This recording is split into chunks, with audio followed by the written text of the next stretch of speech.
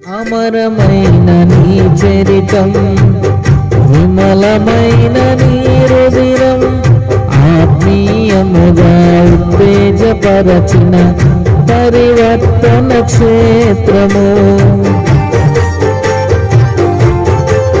దేవానికి స్తోత్రం.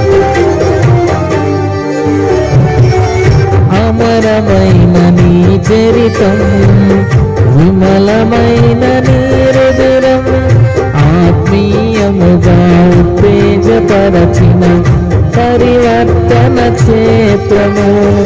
ఇన్నాళ్ళుగా నన్ను స్నేహించి ఇంతగా ఫలింపజేసితివి, ఈశ్వర సంపదనంతటితో అభినయించినే పాడదను.